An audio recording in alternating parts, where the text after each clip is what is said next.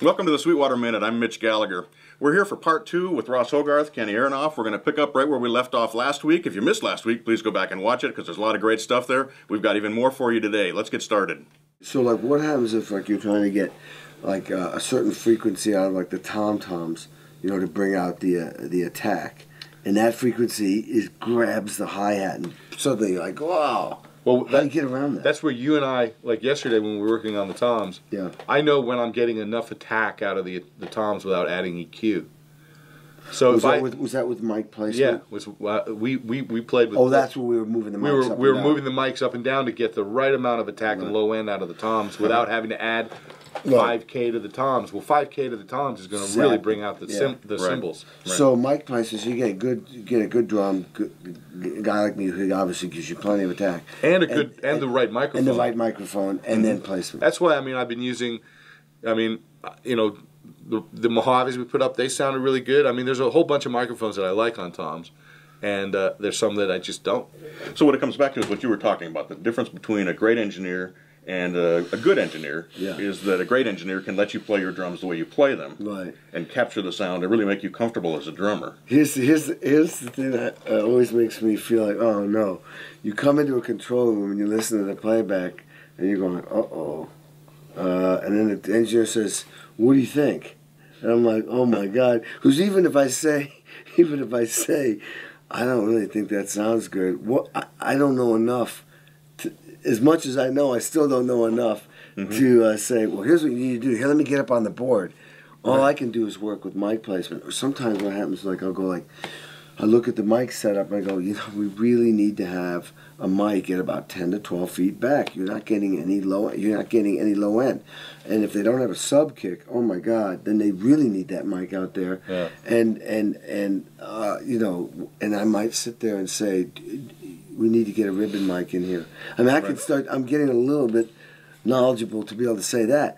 But more than that, it's like, oh my God. He's being trained. I'm being trained. I can't sit there. See, I do the same thing. I just go, we need to get Kenny Aronoff. But it's like, that's the thing. That's the most. Take the drummer outside. Yeah, here's Kenny's number. Yeah. It's cold. Drummer placement, right? Yeah. But that's the tricky thing is, man, is like, you know, I can only do so much when I know that it sounds good out there. You know, a lot of times when I go into a room and my stuff is all set up by my techs and stuff, one of the first things I do is check out the room. I'll put cymbals up and go, oh wow, this is a bright one. So then I'll switch my cymbals out and I'll pick snare drums for starters, because it starts from there. So you match your set that you're playing to the room. And as loud as I play, I've gotten smarter. You play in a smaller room, I can compress a room by hitting so hard. So I'll back off. And I think we've even done sessions where you said, you know, I think you're compressing the room. So I don't mind backing off. I love working anything that's gonna make me sound good. Right. Yeah, I mean, I think the lesson that you learn over time is that, you know, it's a song. It's all, you know, it's all those things that are put together. And you know, for me, it's like I have to work with the musicians. I have to work within the room. You know, I may expect one thing, but I walk into this room, I don't know what to expect. I've never been here before. Right. So I walk around. I look out in the room. I walk around the room. And the first thing I did was, okay, let's hit the kick drum. All right, no, let's move it out a little farther. Yeah. Before we even set the drums up. Right. But the other thing was sight lines. You know, it's not just about, well, the drums sound great facing this way, but the drummer's not going to see the guitar player. Right. Well, who cares? You know, well, yeah, I have to care. Yeah, this type of he has to look at the guitar player. Yeah. This type of band, you need to do that, because we are that kind of. It's not just about what I want. Like, hey, the drums sound the best going this way, but the drummer isn't going to get his best performance that way. Right. Because he's now going to be looking at a wall, and the guitar player's over here, and how are the two of them going to interact?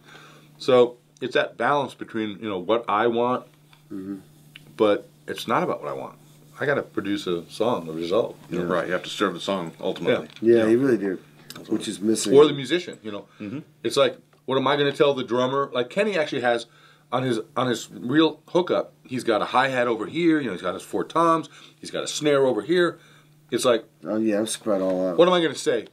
you can't hit that snare, man. I don't want to mic that one. Yeah. No, you can't play that hi-hat over there. It's going to leak into my tom mic. Yeah. Whatever, it's like, you can't, as an engineer, it's like you have to work with whatever the musician wants to play. And then maybe you'll say, let's move the hi-hat over like a quarter of an inch or half an inch or something to sneak a mic in. But at the end of the day, it's like, what are we going for? We're trying to get a good performance, a good song. It's not about me and my engineering. Right. Guys, I can't thank you enough. It's been so educational. We appreciate you taking the time to be with us. Ross Hogarth. Mitch, thank you. Yeah, Appreciate it. Hope you've enjoyed this Sweetwater Minute. Thanks for joining us. I'm Mitch Signing off. Gallagher.